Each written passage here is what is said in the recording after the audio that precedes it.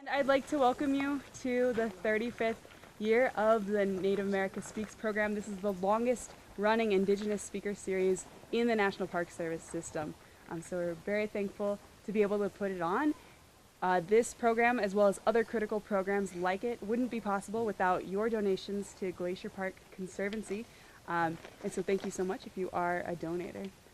Before we begin, I do want to respectfully acknowledge that we are on the traditional lands of the Amskapi the Blackfeet people. And on the western side of the park, we are also on the lands of the Salish, Kootenai, and Kalispel tribes. So we'll take a moment to respect that. And without further ado, we'll introduce Treyace Yellow Owl. She is an enrolled Blackfeet member of the Blackfeet tribe. She was born and raised in Browning, and from the age of 5, she attended a Blackfeet language immersion program. And so she is fluent in her native language. Treyace has extensive knowledge in the history and language of the Blackfeet people, and she is involved in this program to spread positive, accurate, and dependable knowledge of her people. So let's welcome Treyace Yellow Owl. Thank you. We'll wait for the others to come. Thank you for that, and thank you guys all for coming. This is awesome. I get to be a part of the program. This is my first summer doing it. Just to start off, we'll wait a little bit. No. Okay. Get matsu noch boa and oxysicoi. Mistona go kagega katusi. Nixasana sta kina pupita ki ginina anasta okiowana. Nim duhto bastansi tsata ki natu kiokasi. Nisum skapi pikana ki apatsot pikania ki akena ki. Hello everybody. I welcome you all here. I hope everyone's having a good evening. My name is Treyace Yellow Owl. My Blackfoot name is Many Stars. It was given to me by my grandfather when I was 8 or 9. I was born and raised here in Browning, Montana. I grew up on the Cut Bank Creek and the Two Medicine River. Not way up here. I grew up on the flats. I'm a prairie girl. I'm an enrolled member of our Southern Piegan tribe, but I am a descendant of the Northern Piegan and the Bloods in Canada. So just to start off with that, you are on the Southern Piegan Reservation. This is Skapi Pikani. We are part of a Confederate tribe. We have 3 sister bands in the north. We have the Akenekowans, the Bloods, the Abatsot Pikani, the Northern Piegan, and the Siksika, the Blackfoots. Long story short, when the U.S.-Canadian government solidified the U.S. border, we got stuck down here. Our comrades, our sisters and brothers were stuck up there. A little fun fact with the border, it was my people who actually were the reason why the border was solidified. When we were starting to be pushed onto reservations, when we were starting to be confined, we were still raiding. We would raid ranchers and farmers and raid cows at the time. We were they were starting to make us dependent on commodities, but commodities weren't too good. And so our people, if they were getting chased by the cavalry here, we noticed that the medicine line, the border, was something that kept the cavalry down here. So if we got in trouble down here in America, we just zipped it to Canada, and if the Mounties were chasing us, we zipped it to America. So the U.S. Canadian governments were like, what are we going to do? These Blackfeet are tromping all over our country. So they solidified it. I don't know exactly what year, but I know we were stuck down here and our sister tribes were up there. So just to start off with some history, my reservation, the Blackfoot Reservation, this is the treaty product of the Lame Bull Treaty of 1855. Lame Bull was a Blackfoot chief. My reservation borders are creeks. So we have the mountains, we have the peak to peak to peak, they say, is how our reservation ends to the west. We go all the way down to the south, you hit Birch Creek, come to the east, and you're gonna hit Cut Bank Creek, and then to the north, the border is where my reservation ends. Our reservation is one of the oldest treaty reservations in Montana, and they also say that the Lame Bull Treaty is actually the treaty that paved the way for other treaty reservations. There are 3 treaty reservations in Montana, us of course, the Crow tribe, and the Salish, Kootenai, Kalispel.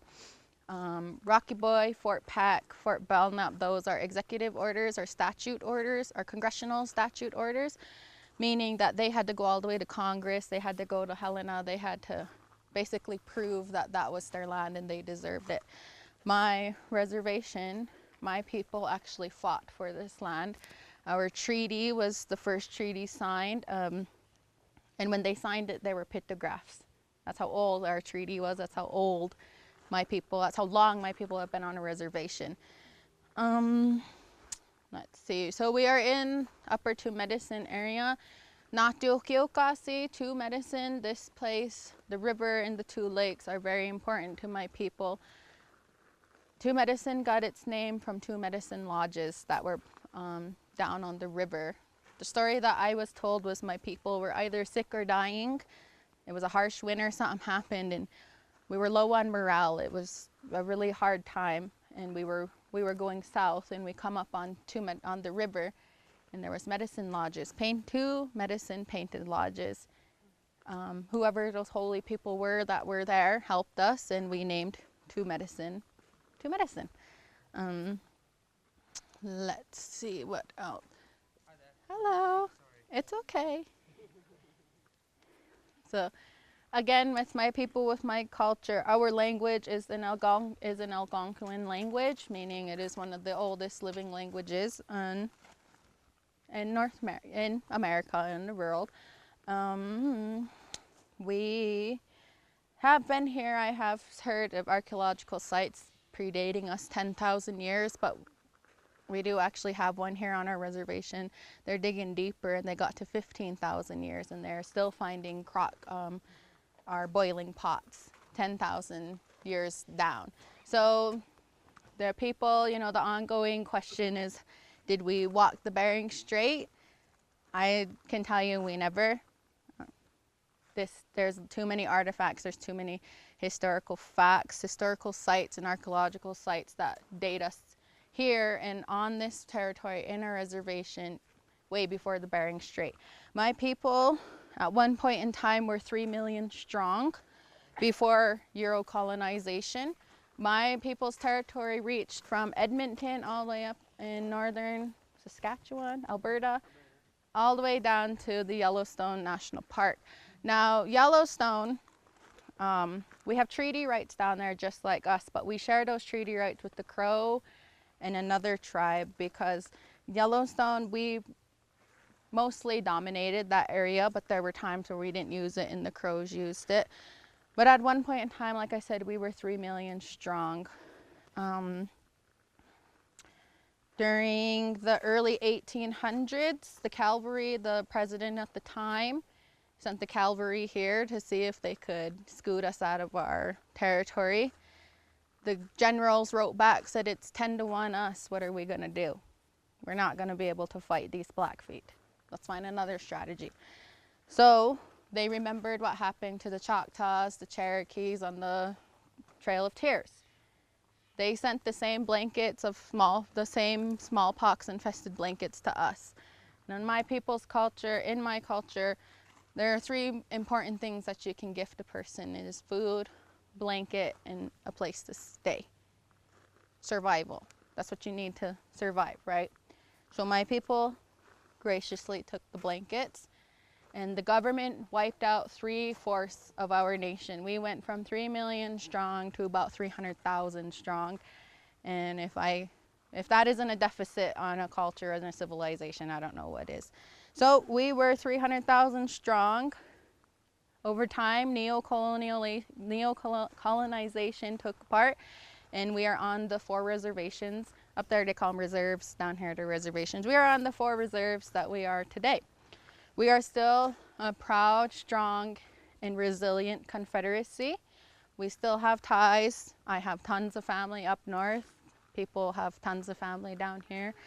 We are still completely resilient. I actually have family here.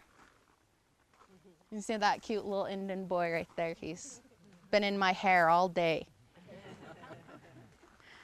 So there's our history. Our people have been here since 1885. Our reservation, our original reservation, actually went from the Rocky Mountain front all the way down around Shodo and came back up around Shelby. Sadly enough, something happened in Shodo with 3 priests and a couple Blackfeet young girls. Very bad things happened, and inevitably 3 priests were killed and our people got moved farther. So there are a lot of historical facts, there are a lot of history that went into keeping us here. But this place right here, we fought. My ancestors fought tooth and nail to keep us here. And my people in the Niitsitapi, we called ourselves the real people. We were perfect beings at one point in time. The hierarchy of needs is based off of the Blackfoot people. Abraham Maslow stayed with the Abatsotpikani, the northern pagan in Brockett, for 2 years before he came out with the hierarchy of needs. So my people, we strongly protected this area, especially the mountains. A lot of the Glacier National Park trails that you guys will be taking, hiking trails, those were actually Vision Quest trails. They were already trails that we had been using for thousands of years to come up here to pray, to fast, to gather. That is one of our treaty rights that we fought for when we gave the park to the government. When Glacier National Park became a park, we fought for treaty rights. Our treaty rights were to hunt, gather, and fish in the park. To this day, I still exercise my treaty rights. I've gotten into some trouble with some rangers here and there. But our people fought for this area because this area has so much more. During my interview, I was actually smelling some peppermint around here, licorice root, aspen. We don't have any aspen around here. There are a lot of medicinal plants used here. There are a lot of plants that we used as neosporin. Lots of plants that we used for tummy aches, for toothaches. There is a fungus that will grow around right around this time that we boiled and used for toothaches. Stuck it on your teeth. So this area that you're in right now was mostly, the purpose was mostly for hunting and gathering. We weren't much of mountain people. We didn't live in the mountains, but we did rake the nice things that come from it. We were a plains people, but we were nomadic. We weren't farmers. We didn't plant the chokecherry trees. Those have always been here. Huckleberry, Sabbathberry, or some people call those June berries. I just learned that this year. I never knew people called Sabbathberries June berries. We were nomadic. We traveled near and far. We rotated our camping grounds. We rotated our territory, and we were fire starters. That's where the story comes of Blackfoot. My people knew that if we lit prairies on fire, what grows the next spring? New, green, good grass. And grass brought the buffalo. So we were kind of a little ahead of our times, but the story I heard of us being called Blackfeet was we walked through one of our burnt prairies and we had Blackfeet. One notable thing about the Blackfoot people were our moccasins. When we make our moccasins, when we put the sole together, they would actually, in between the sole and the top of the moccasin, we would sew a piece of rawhide or a piece of cloth and make a tail at the end. And that was our way of showing visitors, other tribes of other territories, that we were walking, that was our territory. People seen the tail, the tongue coming out of the back of the moccasin and ran the other way. But I have to say, I know my people were called the Lords of the Plains, and at that we were. There are bones and artifacts found of Blackfoot people where a woman was 6'5", a man was 6'7". I'm barely 5'6", so I couldn't even imagine my ancestors. But we were, in a sense, we were the Lords of the Plains. We did have vast, huge territory that we ruled, but we weren't a warring tribe. I know there's history books and there's different stories of us being these like really fierce killers that killed people, but we were actually more, I like to explain my people as hippies. We really respected spirituality. We really respected other human beings, you know, just me to you guys right now, we're all the same. That's how I was taught. Wars were brought upon us and we would beat them. I think it was mostly our height that had to do with it.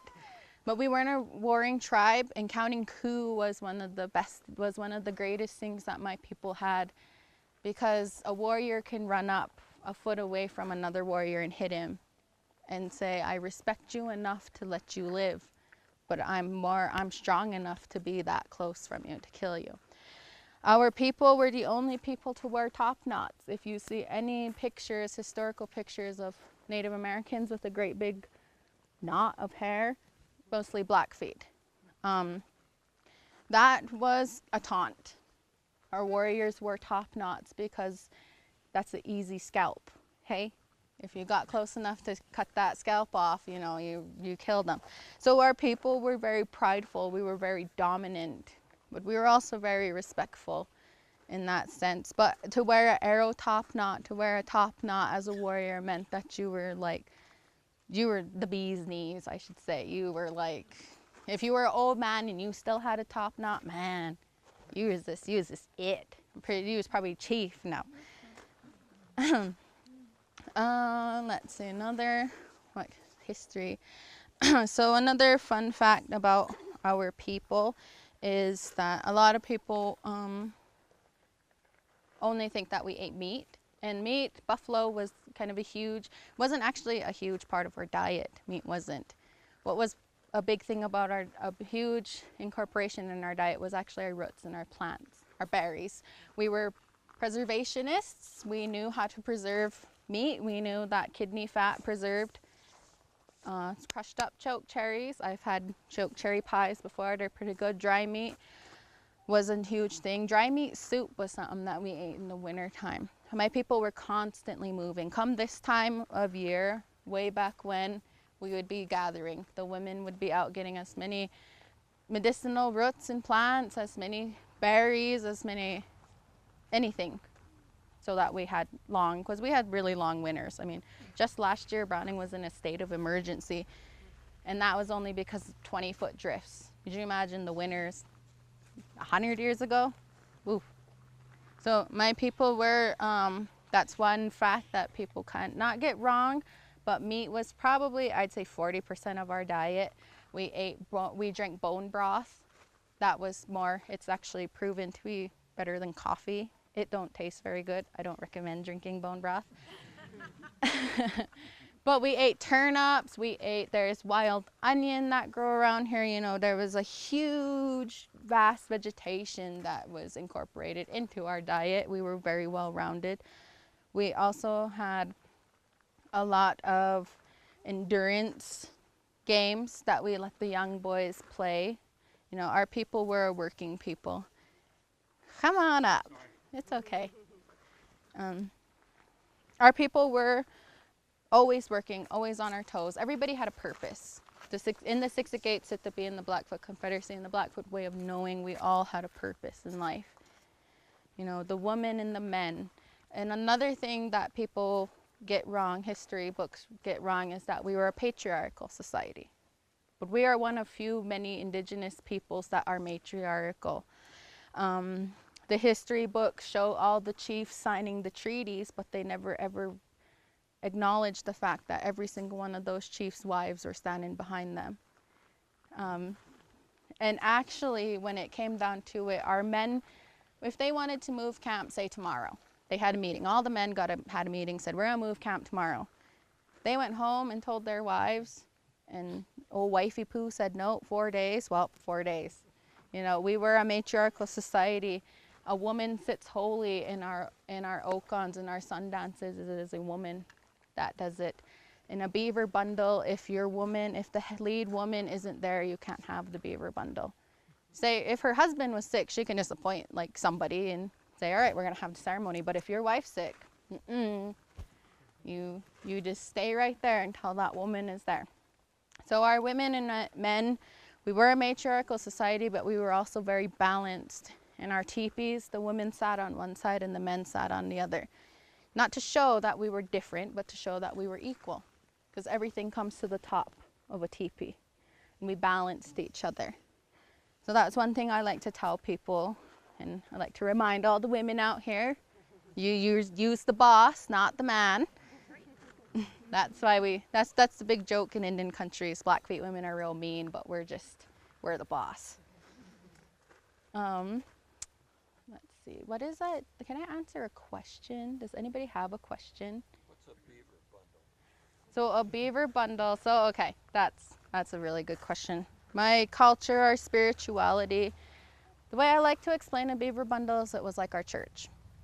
It was a ceremony that we opened, and it was a ceremony that was given from St. Mary's Lake. They say Waterton or St. Mary's is where it came out of. The story is that a young boy was crying at the edge of the lake. The story I was told was that there was this young boy crying at the edge of the lake, and a beaver swam up to him. He said, "My father wants to talk to you, come with me."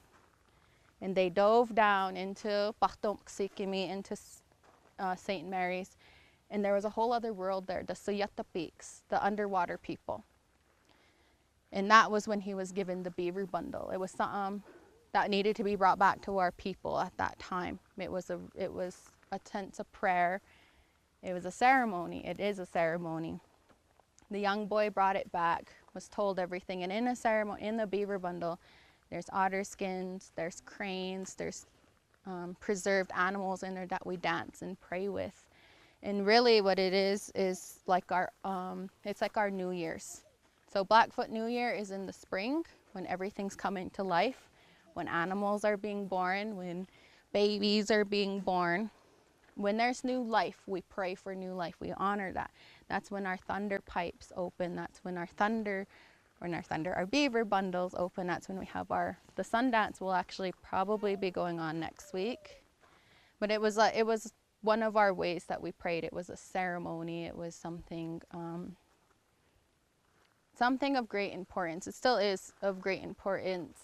You need a man and a woman. There's a lot of teachings within a beaver bundle. And when you are a beaver bundle holder, a ksistaki, if you're a crazy dog, if you are anything of spiritual, of higher power like that, our people really emphasize living good lives. So when you own those bundles, when you own those ceremony, a pipe, a rattle, it's a tool to lead us to our spirituality, is a tool to keep us going in the right path. They are tools that keep us grounded. You know, when you're a beaver bundle holder, when you're any kind of ceremony person, you can't get mad. When you're a bracelet holder, you can't hit your kids. Your aunts and uncles do it. The aunts and uncles do the discipline. And to me, my understanding of our ceremonies is that it was a tool. It was our tool to get to Creator, but it was a tool to live a good life because it gave us those teachings, you know, to have a kind heart, to have compassion, to be empathetic, to be human is really what our bundles, what our ceremonies are about. You know, they're about healing right now. When they do the Sundance, our Sundance is for healing. It is for prayers when people do vows, you know, addiction, somebody has cancer, anything like that. We're praying for long life. Misami bata pisini. That's one thing that our people pray for, is long life and survival. And that's how I like to explain our ceremonies. Again, it's hard if you're not there, but that's what they are.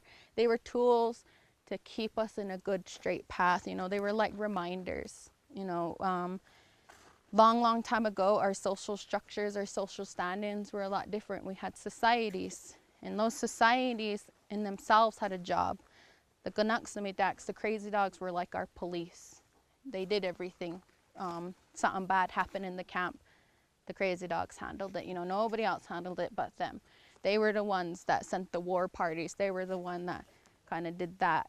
And then our ceremony people had a higher power because they were the ones that kept our spirituality. They were the ones that kept our morale, hey? Kept us up. Because prayer, spirituality and prayer is the biggest thing that you can have. And I'm not saying that you guys all need to convert to Blackfeet. You know, I respect everything. I respect Christianity, Catholics, Hinduism, anything. You know, that's just one of the teachings that I was taught within ceremony, within your prayers, is you respect other people's prayers, because all prayer is good.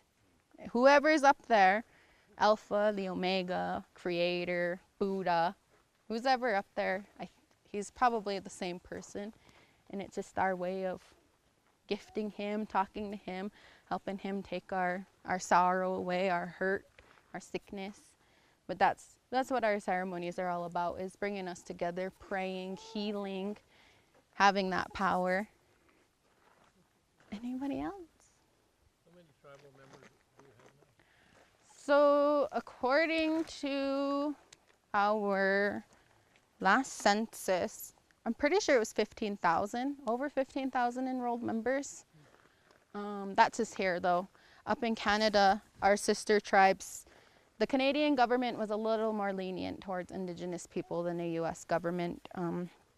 Our brothers and sisters to the north have retained a lot more of our language, have retained a lot more of our culture because their boarding schools were different.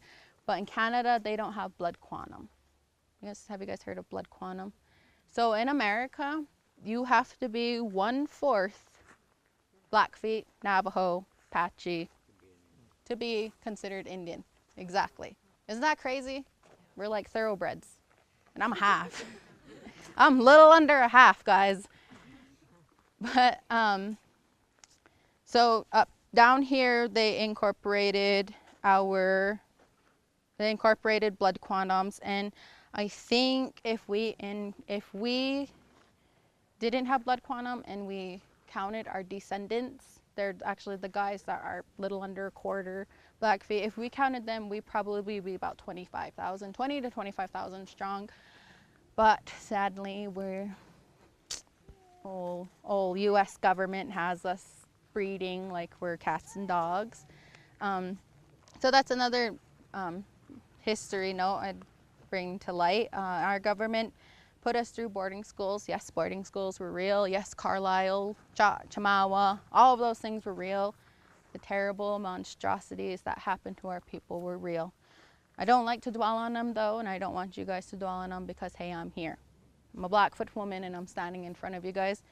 I have my aunt, my cousin, my sister, my little babies right there. They're Blackfeet and they're here. But the U.S. government was pretty terrifying. They were between a whole 100 span from the early 1900s to now. There was a huge chain of historical trauma that happened. You see the town of Browning, it's not very pretty to look at, is it? It's not. We do have poverty, we do have drugs and alcohol addictions. We do have everything and anything that any other city in America has. Ours is just a little more dominant and prominent because we're a smaller community.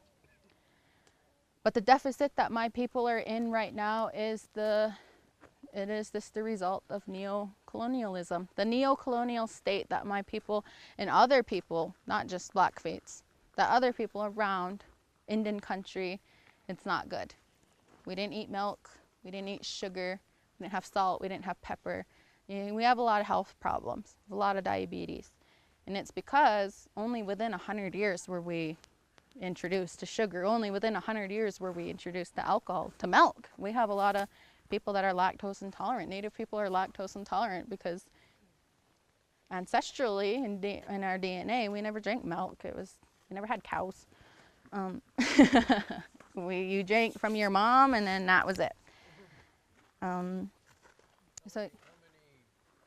of you can speak your indigenous language? right now, down here on the Southern Piegan Reservation, there is probably, I want to be lenient and say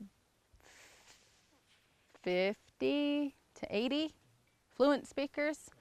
In 1975. Okay, so in the late 70s to early 80s, Dr. Daryl Robes Kipp, Dr. Dorothy Stillsmokin, and Thomas Redman Little Plume actually conducted a survey. And back then, it was terrifying. They did a reservation-wide survey, and they seen at that time, people 55 plus could speak your language. They're fluent. They could sit there and talk. 50 to 55, they could understand, they could talk, not so much. 40 to 50, a few words here and there, and 35 down, nothing. Nobody could speak our language. And so in 1991, the first immersion school, Moxon Flat, was built. Daryl Kipp, Dorothy Stillsmokin, and Redman Little Plume were the founders of it. And they actually based our immersion school off of the indigenous schools in Hawaii. Hawaii was having the same problem back in the early 60s. They noticed nobody was speaking Hawaiian. But what they found out was when they sent their kids to grandma's house, the kids came back talking Hawaiian. And it was because grandma, you know, obviously wasn't going to talk English if she didn't know English, so she spoke Hawaiian. So Daryl Kip and them went to Hawaii, and in the early 80s, the Hawaiians had their immersion schools, but they called them grandma houses. That's what they were called, grandma houses.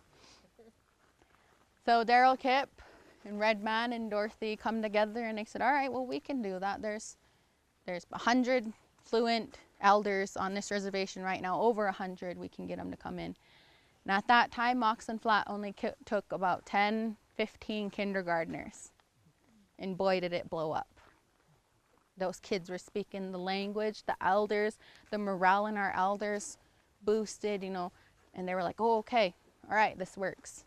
So in 1995, Cutswood School, the school that I went to, was built. And they can only take about 30 kids now, but that's still a huge thing. And same basic principle, my elementary school years, my middle school years, I was taught by elders, all kinds of elders from all over the place. And all they did was talk. In our school, once you step foot in that school, we had to speak Blackfeet, which was really awesome. I'm very honored, blessed, and happy that I went to the school. But from the early 80s to now, how many of them elders are dead now? You know, how many of those people have lost it? Like I said, the neo-colonial state that we're in, it's not good, because boarding schools, there was this gap between the grandparents that went to boarding school and their kids. Because what happened in boarding school was terrible. We were beaten. We were told, you're a heathen, speak English, your language means nothing. So it caused a great big ripple effect. Caused our elders to say, like, they were just like, nope, I'm not teaching my kids, because if my kids talk Blackfeet, they're gonna go to that school. And it was tough. I remember my mom telling a story. My older sister went to Cutswood School, and my mom's dad, my grandpa John Dean, his father was still alive, John DeRouche. And John DeRouche, my mom's grandparents, could speak Blackfeet, my great-grandparents. My grandpa John Dean told my mom to take my sister out of the school. There's no need for it, it's dead. That's what he said. He told my mom, take her out of that school, she don't need to go. The language is dead, we're in white man's world. My grandpa John, my great-grandpa, was sitting there and heard what John Dean said, and John Dean said, tell her, Dad, tell her, take her out of that school, she don't need to go. And John DeRouche, my grandpa, sat there and thought for a long time, and then he finally spoke up and he said, no. He said, I was wrong for not teaching you. He said, my girl, you keep your daughter in that school. And when I was 1 or 2 at the time, and he said, when she gets older, you put her in that school. He said, I'm really sorry that I didn't teach my children the language, because it's not dead, it was never going to die, but I had a hand in not keeping it alive.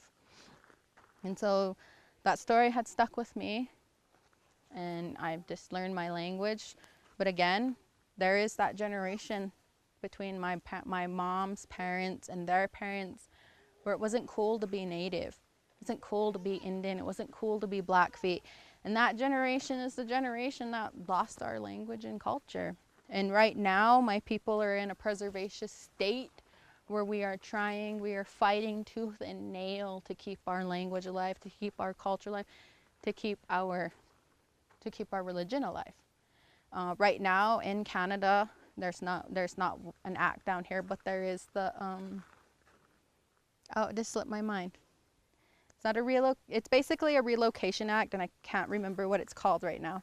But what the Canadian government is doing right now is they're going through all their museums and the artifacts that are Indigenous, that were from Indigenous communities, Indigenous people, they're giving them back. So with that, what is it called? Yep, there we go. Him. What is it? NAGPRA.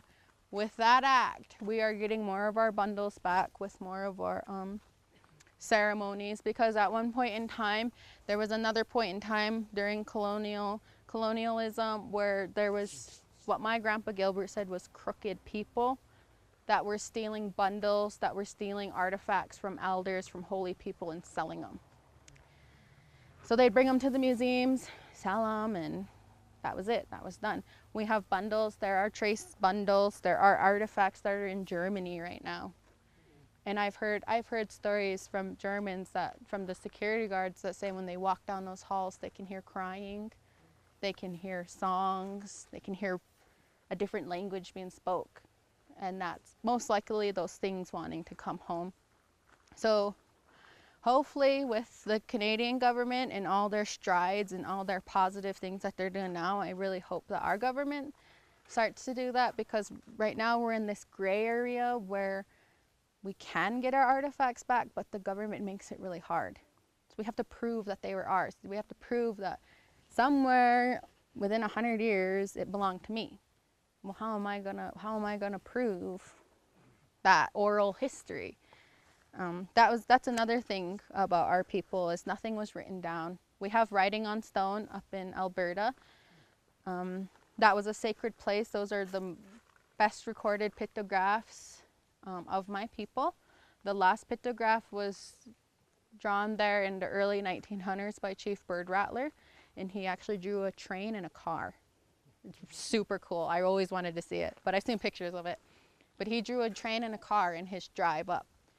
But other than that, our language was mostly our language, our history, our culture, our teachings are all oral based. Hence why, another reason why the government tactics worked is because we didn't have books, we didn't have recorders back then. It was just, I'm gonna take your kid and you'll see him in 18 years. Basically is what happened. Is your language written? Kinda, vaguely.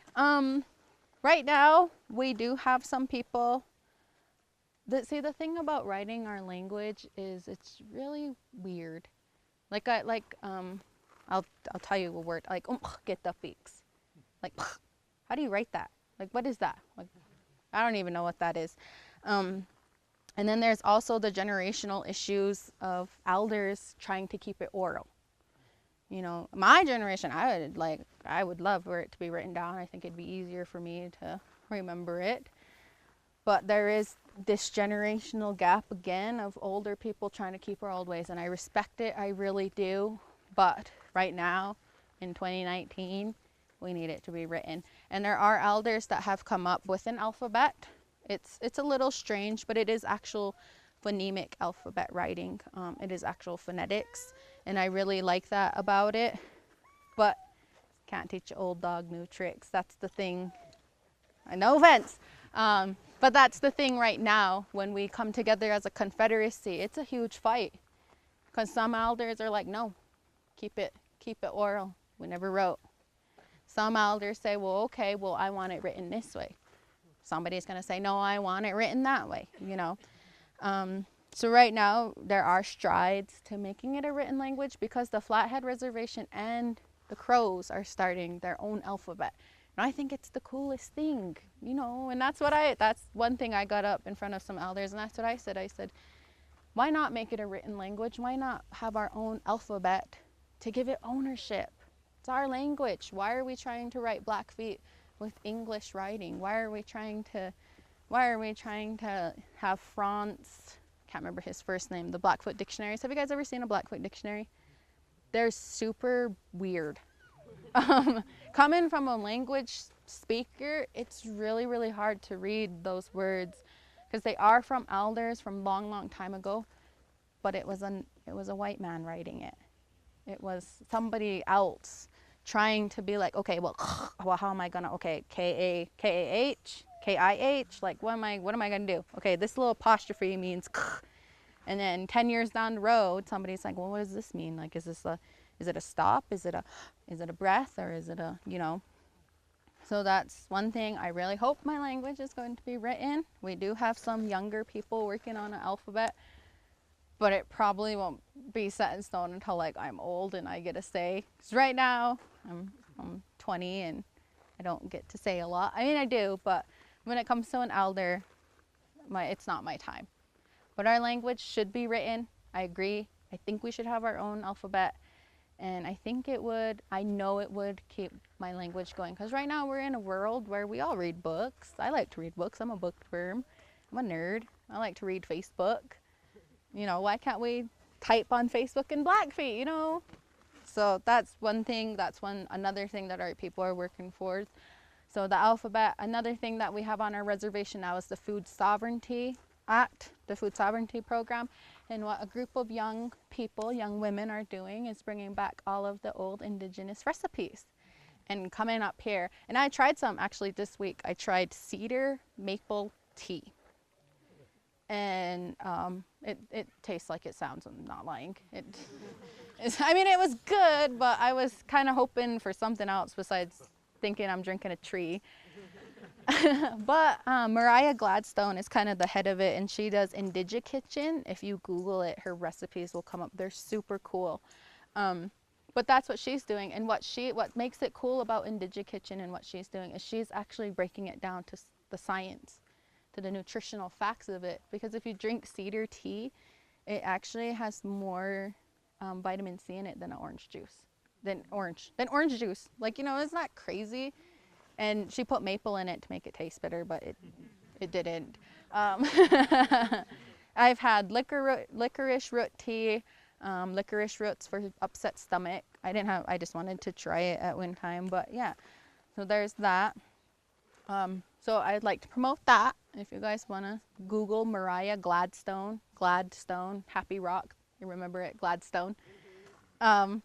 Those are super cool, super awesome resources. Another thing that that we're doing right now is the ENI initiative. And what we're doing is we are trying to make our buffalo, our bison be freelance, just like Yellowstone. You know, they're gonna hopefully be marching around up here in the next 5 years. What started it was back in the 2010s, Elk Island bison herd was actually traced, their indigenous DNA was actually traced back to here, to the Blackfeets. So they contacted our tribe. We sent people up in 2016 and brought them down. So if you guys go into East Glacier, those are the Elk Island herd. That's super cool. I was a part of that. We also got some buffalo from Oakland Zoo just this year, we got some calves, some yearlings. I think we got about 10 of those guys. And they are down right now at they probably are with the herd now. They were at the AMS ranch for a couple weeks, getting them used to where they're at, but now I think they're with the herd. So that's a really super neat, cool thing that my people are striving and doing right now is our ENI initiative. One thing that we hope within the next 10 years is that we are bison eating community. You know, we're gonna try and get away from buffalo, try to have our own processing plant and everything like that. Buffalo it's not my taste, but I think I'd like it. It's really, really rich. I have to warn you, if you eat buffalo, you're not used to it. It's really rich. Might make your stomach hurt. So yeah, there's the ENI initiative, the food sovereignty. It's super, right? You know, and there's so many ranchers that want cows, and I'm just like, dude, raise buffalo, like. So yeah. Going back to your woman talk, and I think this is true of the Blackfeet, but a lot of the tribes, when a man married a woman, he moved next to her family. Mm-hmm. Yeah, and another thing in our culture was your mother-in-law. Say I married somebody, my husband wouldn't get to talk to my mother until he gifted her, until he gave her something, because it was him saying, you know, I respect this woman that I married, but I also respect the woman that she comes from. But yeah, that was one thing. And one thing in our culture and other cultures too is if you divorced your wife, she got everything. You probably got the clothes that were on your back, but she probably made them. So I would be hateful and be like, nope, give it back. I beaded those moccasins, yeah. But yes, going back, we lived just off the Spokane Indian Reservation. I actually taught on the Yakima Indian Reservation. But the Spokanes, the Coeur d'Alenes, the Yakima, the Kalispels, they all would come over here and hunt buffalo. Mhm. The big downfall for the Indians were getting rid of the buffalo because the Indians, Mhm. and someone figured that out. If we get rid of the buffalo, we'll beat the Indians, and that's exactly what That's what happened. happened. But they got along with the Flatheads, which is the first Indian reservation, I think, on the other side of the Yeah. Mhm. yeah. They got along with the Flatheads, but they all feared the Blackfeet, Mhm. Yeah. along with the white trappers. So the Blackfeet had a real reputation. Well, there's the only Indian tribe that Lewis and Clark, who depended on the Indians, Mhm. had conflicts with. Yeah, that story is actually a really interesting story, the Lewis and Clark story. When they came, my family, my uncle actually owns the land around the fight site. The fight site is still here. That's awesome that you know that. Lots of people don't know that. So Lewis and Clark did come through here. They did have a little quarrel with some, hold on my boy, with some Blackfeet braves. Long story short, these young Blackfeet boys were trying to steal their horses, and it didn't. They took did. Clark's horse and left an Indian pony behind. The Indian pony was better than his horse. Then his horse, yeah. They ended up getting our horses, but a quarrel broke out. 3 of our braves were killed, and at that time braves were 13, 14 years old. They were young boys, and in my opinion probably like, oh, let's steal these guys' horses and we're gonna get back and we're gonna be chiefs. You know, there's so many different things that probably went through those young boys' mind. So what had happened was 3 of the 4 were killed, and the 4th one made it back. Like, he ran day and night, and our people actually sent out a war party of 80 head. And they were like right on Lewis and Clark's tail. Like, the only thing that saved them was they made it to the Flathead side. And we were just like, all right, fine, whatever, you know, just don't come back. And I don't think they did. I'm pretty sure they snuck through or went way down south. Matter of fact, they went back with a warning that you don't go into Blackfoot territory. Yeah, it's crazy. It was super nuts. Blackfoot, by the way, were involved in Custer's last stand. And we were It was mainly killing. the Sioux, but there was at that point, the Indians kind of figured out we can't be one tribe and beat the white people. We have to unite. So in Custer's last stand, there's Blackfeet. There was Blackfeet, and we were actually there to hunt the Crow Scouts. So the Crow people were our enemies, have been our enemies, still kind of are. I tiptoe around Billings. No, I jokes. But the story of Custer's last stand. So Custer had these Crow Scouts, right? That's how come he could outsmart the Northern Cheyenne, the Crow, or the Sioux, and all the other. He had these Crows working for him, these Indians, you know. My people didn't like that. They were just like, geez, you traitors, we're gonna stick it to you.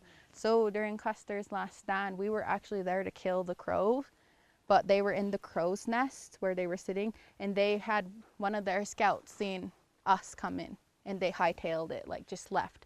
So we got there, and the Cheyenne and the Sioux already had Custer dead, and so we're like, okay, well, good job. We're gonna go home. Do you have a question? So when you were talking about like rankings and stuff, you mentioned like a hair bun thing on a warrior. Like, is there a certain task that has to be accomplished for a warrior to carry that honor? To carry a top knot? Yeah. Just don't get killed. In South America, they have this. I think it was the Aztecs. Like, back in the BC era, I think it was like 1500 BC. They would give you a warrior like this shell necklace. If the warrior could have 30, I think it was 30 bullet ants bite him at once. Oh yeah. See, we weren't like that. We never had rite of passages. That's kind of what that is a rite of passage. We never had that. So my people, if you were a boy, you grew up knowing a man's job. If you're a woman, you grew up a woman's job. The boys played certain games that made them tough. We have run and scream. That was a game that was played for buffalo runners. And what you do is you run and you scream at the same time. And it's super hard. It is like, I can probably make it like from here to that tree. But that was something that was like, that was kind of like a rite of passage, because if you could scream and run a far distant, then you can outrun some buffalo, hey? And that's what the buffalo runners did, was the boys, they dressed up as calves at the end, and they would pretend to be lame or pretend to be sick. And buffalo, they're a really protective herd. They're really protective. And so the boys, once they got the herd's attention, another group of warriors would come from the back dressed as wolves, and they would push them. And the boys would get up and run as fast as they can. And what those boys did was they jumped off the buffalo cliff. They jumped off of the buffalo jumps. And do you think you could outrun buffalo? Like a whole herd? I don't know, but I think faster. Yeah, you, as long as you, that's a good point. You outrun the guy next to you, you're fine. But we also played hoop and arrow, which was another, it was almost a gambling game, but the boys would play it, and two boys would be at one end, and they'd throw hoops, and you'd shoot arrows through them. That's a fun, super fun game, but what does it teach you? It teaches you accuracy. So we never had rites of passages. It was just survival. Like I said, the men before war, they put the top knots in and they would paint their faces, you know. I think that's another reason why we were really scary people, is we were smart in that aspect of intimidation. That was our whole, my people's biggest thing was intimidation. And where we get our straight up war bonnets from is actually a war. The straight up bonnets, they're war bonnets, because there was a tribe, there was a band of Blackfeet. It's a small band southeast of us right now, and one of the scouts caught wind of some Sioux coming up. They were gonna, like, the Sioux were probably like 3 to 1 our men, and we knew we were gonna get mucked out, like these Sioux were coming to kill us. And one of the men had a dream, and in his dream he was told to make this bonnet, this straight up bonnet. So they did. They stayed up all night. All the warriors made these great big flamboyant bonnets. And the story I was told was we stood up on a ridge and we waited for the Sioux. But like I said, we were 6'7", 6'8", and that bonnet probably adds, what, another 2 feet? So if you were the Sioux rolling up on this ridge and you seen these great big huge beings standing there, I think you would think twice, because they did. That's the only war. That was the only battle recorded from our people that there was 0 casualties, because the Sioux just stopped and were like, well, nope, we're gonna go back, sorry, you know. But that's where the bonnets came from. The war bonnets were actually made so we can scare you, because that's like being a 10-foot tall being, you know. That's basically like, they were probably just like, oh my God, what are these people, you know, especially if you're on a ridge, you can't see your face, you know. They were probably just like, oh, nope, we're gone. But yeah, but one thing I have to tell you is when we went to war, our warriors tied themselves to trees. Why do you think we did that? So yeah, so the tree wouldn't get away, guys. No, so we wouldn't run away. And you either died or you survived not long enough so you can get yourself out of there. And there are stories where there were boys that cut themselves loose and took off. And when the battle was over, they were reprimanded. They were punished hard too for doing that, because that's cowardly, you know. Stand and fight for your people. But yeah, there's no rite of passages. I think the only rite of passage thing that is a rite of passage would be a vision quest. But really, that was all prayer. You gotta understand, back then we were very pure people. Everybody was pure thousands of years ago. And I've heard stories of elders saying that our medicine men could bring back people that were dead, that we could talk to things, that we could see spirits, you know, and I firmly believe that. I do. I've seen things that's not of this world. I can tell you I've prayed in ceremonies. Indians had some sort of spiritual connection. Like Crazy Horse had the dream that white men couldn't kill him, but it'd be one of his own kind that did. And Red Cloud had a similar dream. And Geronimo made his people disappear. I can't think of an Indian chief, but he was 6'4" or 6'5", had a dream that if, a vision that if he ever, and a very fierce warrior, that if he ever ate anything before battle that was from the white man, that he'd be killed. And one of the squaws in the tribe fed him either, I think, out of a pot that was, you know, Oh, white. probably, yeah. Yeah. So he didn't want to fight, but the Indians needed him, so he finally gave in and he was killed. Yep. And so you know, these visions had something. they are important. I know one story that my people were told was one of our chiefs, he had this dream 4 nights in a row, and it was a buffalo. And it kept killing him. It just run and kill him in his dream. And the 4th night, he could stand him off. He could stop that buffalo, and he said, "How come you're killing me? What's going on?" And so the buffalo said, "Something's gonna come that's gonna help you hunt my people. We don't need buffalo jumps anymore." Because buffalo jumps, we were kind of really good at only herding off as much as we wanted. But you know, again, if you have 200 buffalo running one way, it's pretty hard to get them to stop. And so what had happened was we got the gun. Our chief dreamt of the gun. And that buffalo told him, "You're going to have something that's going to help you. You know, only pick what you need. It's going to be more efficient." And we got the gun and the horse. And then we inevitably stopped using buffalo jumps and our pishkins, because it was easier to be like, okay, we're going to shoot these 10 buffalo and that's it, you know. But yeah, vision quests were a huge thing. Like I said, all the trails that you'll take were most likely made by my people, and were most likely made by men. There are stories of women going on vision quests and fasting, but it was mostly men. It was the warriors seeking guidance, seeking something. But other than that, yeah, if you wore a top knot, it was a taunt. It was, okay, come on, get close enough to me. And I'm pretty sure they probably were like in front of like their enemies' faces, like, come on, and then killed them. You know, if you're this close to my face, I can probably get you before you can get me. Is there any other question? Yeah. Oh. What's the story of Napi? Do you know that story? Napi? Yeah. Which one? There's so many. Okay, so. Was he the sort of the old man of the tribe? So from 10,000 years ago? He What's the was, what I was told in my interpretation of Napi was, okay, so we have creator, right? We have Istapatpio. We have Apistatuki, the giver and creator of life. They're different from Napi. They made Napi. And he is this old, like, spunky old man who liked to lie and play tricks. Well, he made everything. Napi went out in the world and made everything. Made the animals, and when he got bored of the animals, he made us. But Napi had so many different things. Like I said, he made all of this, but he also caused a lot of things. And Napi stories were actually told to our children because they have morals and values. They were actually social structured stories. But he was the one that flipped the mountains. If you know, a fun fact about the Rocky Mountains is they're completely different from any mountain range in the world. For some reason, our peaks age differently.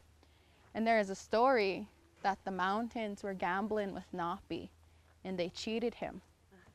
So he flipped them over. But what other place in the world has peaks that are younger, are older than the bottom? You know, it's weird. There's also stories of Napi and the bullberries. Long story short, he's seen these bullberries in the water. He kept trying to get them, and then he almost drowned. So when he was laying on the bank, he saw the bullberries, you know, above him, and he beat them with a stick. But bullberries have thorns on them. So that's how we get them. We would put rawhide under there and beat them, and they'd fall down. So Napi was like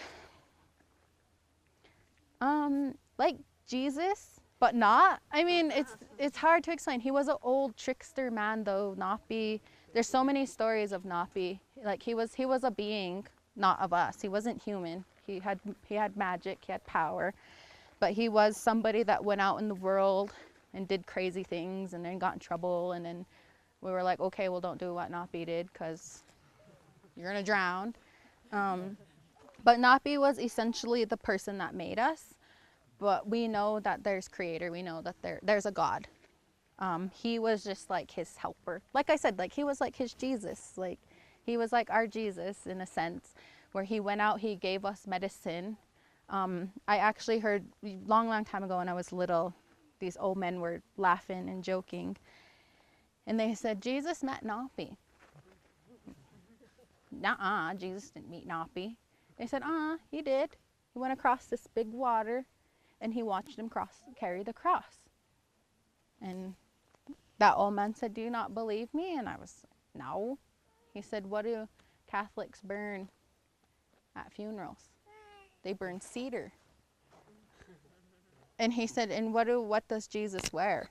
And I said, a cross. Well, we put up bunny crosses. We put the morning star behind our teepee. And so that was one of the stories that I was told. And I firmly believe that Jesus and Napi, I mean, that blew my mind. You know, where did they get cedar across that big old ocean, you know?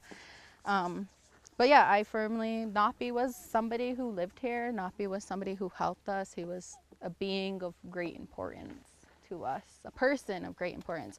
And the story is that he went away, and when we need him the most, him and Scarface, when we need them the most, they're gonna come back and take our people. That was just the story. I've never, like the old people say, well, when we need him, they're gonna take us away. And I said, take us away, where are we gonna go? They said, I don't know, Napi's gonna take us somewhere. You know, so if there's ever an apocalypse, we're gonna survive. No. Did you have a? Curly Bear Wagner? I think, I don't know. No, not with the Eni Initiative now. He has been a part of Native America Speaks, so he was one of the main Blackfoot people that brought this program here. But I don't, is Curly Bear dead? He's gone? Yeah, he's gone. Yeah, no, the Eni Initiative, sorry, the Eni Initiative started in 2011. But I don't think he had a hand in it. Urban Carlson, Terry Dahl does it now. She's kind of the head coordinator of it. Urban Carlson, Earl O'Person, there's 5 other men that I can't think of right now, but they were all a part of it. Because really it was the Elk Island National Park that contacted like probably like a secretary at the tribal office and was like, hey, we have these buffalo. And from there on, it just spread like wildfire. Smoky. Haha.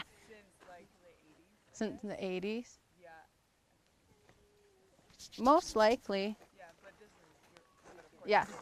The Eni Initiative is way different. If you have more questions, you can talk to Trace after this program. Oh. But thank you so much. Oops. It's 9 o'clock, sorry.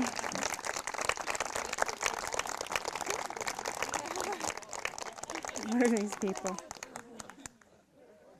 Cool. Thank you, everyone.